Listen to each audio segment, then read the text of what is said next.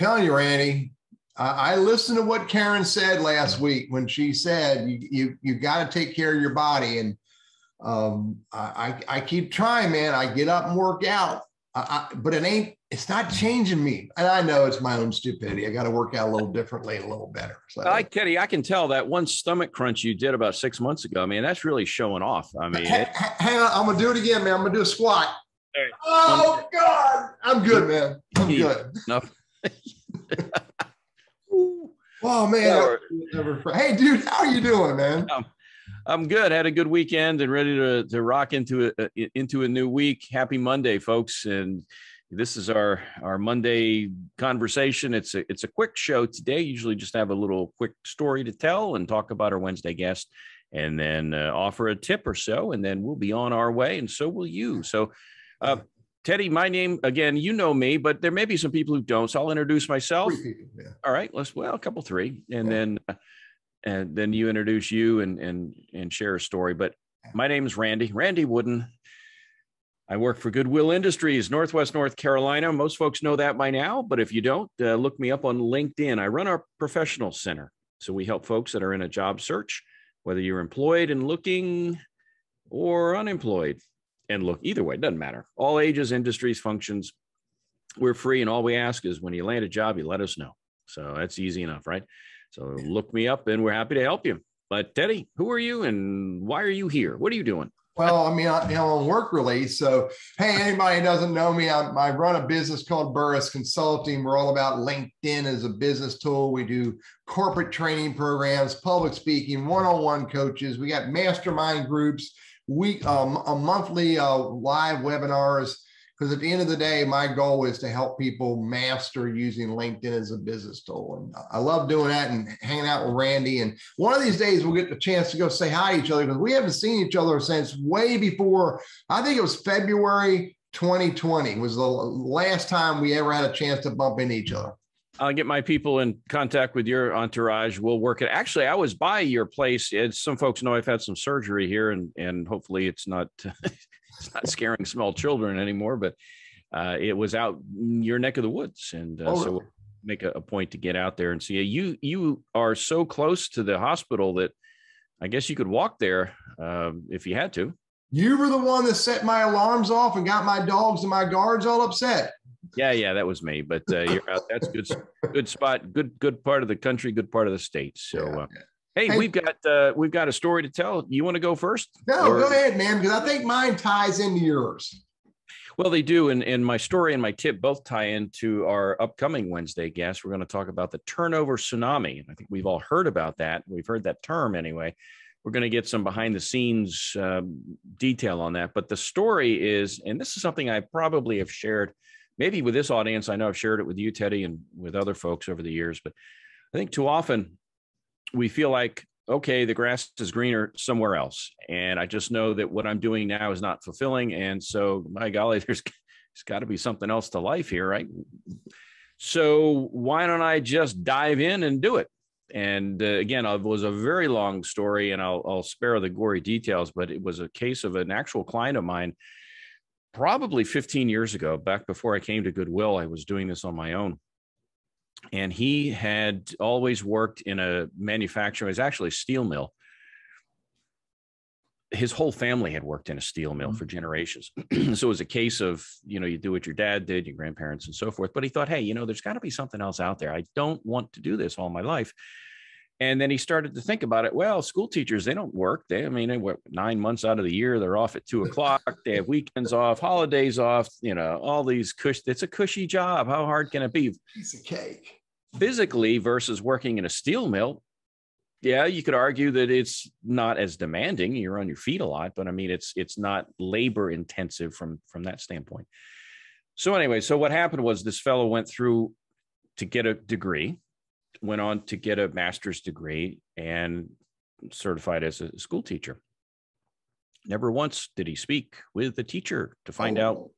To find out what teaching is really like. My mom was a school teacher, and I know every weekend there's a stack of tests and papers to grade and everything else. So it's not just a 5-6 hour day and you come home and you have, summers off and the whole deal. There's a lot more to it. Point being, I say all that to say this. Well, look before you leap. But what the sad part was, when he got to be a teacher, he found that he hated it. He didn't like unruly kids. He didn't like the lack of support from the administration. He didn't like parents who, we've all been, we've been down that path before, I'm sure. And have seen other kids like that and other parents. So he never checked that stuff out. And looking back now, he said, hey, look, I can't even go back to the steel mill because they're not going to hire a guy who's got a master's degree to work in a steel mill. And so he was a little bit trapped. But that was a prime case, a sad case. Look before you leap. If you are going to make a change, do your homework first. Yeah.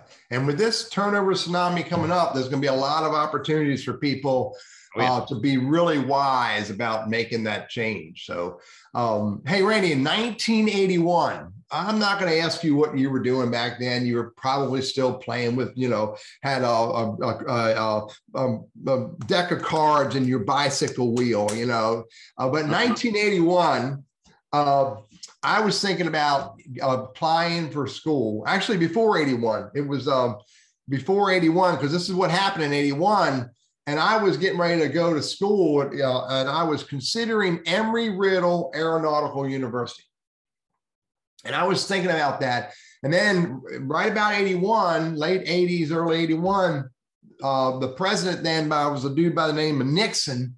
Nixon got in a fight, and I'm being stupid with my words, with the air traffic controllers. They went on strike. You're talking 80, you're talking Reagan then? Yeah, I mean Reagan, excuse me. Yep, I meant Reagan. So they went on strike. I was one then, Teddy. I was one. Oh, right. just kidding. So I'm on the verge of applying at Embry-Riddle Aeronautical University because I was thinking about becoming an air traffic controller, and I saw this happen. Fortunately for me, I was paying attention. Otherwise, I would have been one of these dudes in a white shirt with a tie with glasses and staring at a green screen all day long. Fortunately, I stare at a multicolor screen all day long, and I don't wear a tie anymore. But my point was this: pay attention to what's going on in the industry. Pay attention to what's going on in that kind of work. And don't make a mistake because you think it's big money or you think it could be glamorous. Just as the school teacher story, Randy, it may not turn out as you think it could be. So do your research. Hey, this week we have the turnover tsunami. It's a topic that I'm sure many of us have seen written about. It's this massive churn in the marketplace. People who are leaving for better opportunity, people who are up and just quitting without a job and just saying with it, the water's warm, let's dive in. Why not? So let's do it. And companies are having a hard time trying to find workers. And that's not just solely at the hourly level. Now, we all know about retail and the restaurant industry. I mean, those guys are hurting a lot. And especially with this Delta variant that's out there now, I mean, that's just another layer of scare, if you will, not just for workers, but also you're going to go out and sit down at a restaurant. We may be headed back down that same path that we were a year ago. But that said, turnover tsunami is the topic. We have two special guests. We have Nathan DeBagno. Now, Nathan, he's a friend of mine. He serves on our SHRM board, HR, with me. He runs a local staffing firm. Yeah. So he has his ear to the ground in terms of what's going on here in the triad, certainly. And he'll offer his perspectives on that turnover tsunami, what he is seeing, not just from a job hunter standpoint, but also from an employer standpoint. What are the challenges that are out there? We'll also have Jeff Luttrell. Now, Jeff works for Alorica. It's a company. He's out of, I think, Asheville. Now, Jeff is very active. In fact, he was a past, I guess what they call it, president or executive director for the statewide SHRM. Okay. So Jeff, not only he's in charge of global recruiting for his Alorica, but he's also intimately involved with SHRM at the state and also does some volunteer work at the national level. So Jeff's going to be able to offer a perspective that's a bit wider, more global, if you will, on what's going on nationally and regionally. So I think we're going to get both local and regional perspectives.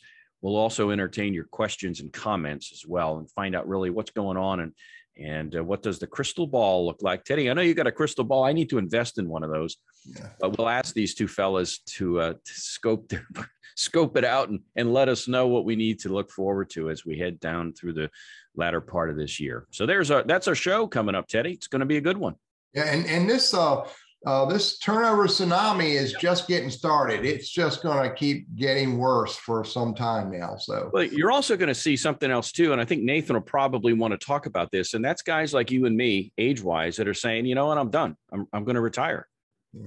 And there are, I don't know the numbers off the top of my head, but there are so many more people now who have retired versus the normal retirement rate. So boomers like us are aging out, but also so many of them said, whether it's because they don't need the money, the stock market's been really good, or, you know, I'm scared about COVID. I don't want to go mix it up. And so a lot of these folks are punching out and just saying, hey, I'm done. That creates a lot of openings and a lot of knowledge going out the window too, as they retire. Hey, Randy, don't let my boss hear that you and I were talking about this idea I have about going to the lake. She catch on that I'm thinking about retiring. I'm done, man. So. Turn you in for a couple 30-year-olds, huh? Well, she does. Hey, tell me, let's I got a tip if you got one. You got a good tip? Yeah, I got one. I'll be real quick. It comes up about every other week or so. I get a client who says, hey, I lost my job. Don't know what I want to do when I grow up. All I know is I don't want to do what I've been doing. How do I figure out the next step? And yes, you do want to talk to people who do that kind of work, other kinds of work, to find out what life is like. But there's a website called onetonline.org, O-N-E-T, so O-N-E-T, and then the word online, all one word, .org. And that'll give you a day in the life. It'll talk about requirements for the job, that kind of a thing. So you have a sense for, oh, wow, I hadn't thought of that. And now go to LinkedIn and now go out and seek those people out who do that kind of work. And just like the school teacher example, talk to them before you ultimately make that leap. Yeah. There's lots of resources out there. We just got to go find them and spend time using them. So, yeah. And this applies to across the board. I don't care what kind of job or what income level you are.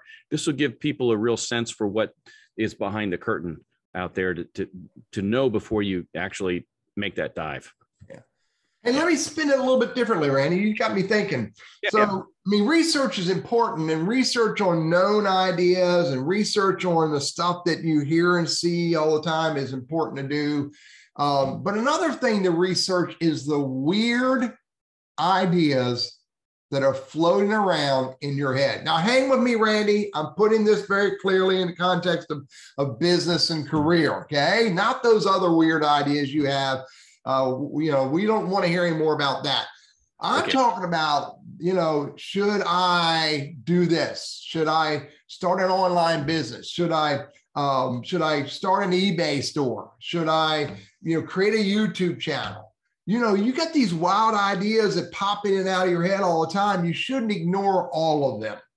You should do a little research on them and see, and you might discover that an eBay store is a great way to make a living. I know people who do that. You might discover a YouTube channel is a great way to make a living. I know dudes that do that.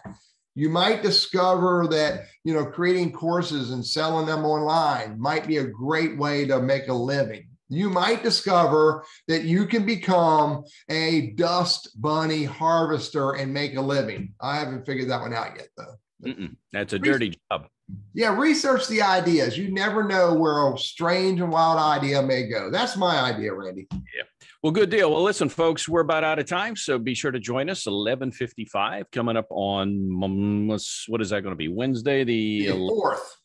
It's Wednesday the 11th. We're going to have Nathan DeBagno and also Jeff Luttrell in to talk about the turnover tsunami. We hope you join us and join in the conversation with your comments and questions for Jeff and Nathan. In the meantime, Teddy, I'm out. I'm done. Anything else? No, man, I've got to go get some lunch now. So I'll talk to you all later. You guys have a great week. We'll see you on Wednesday. All right. Be good.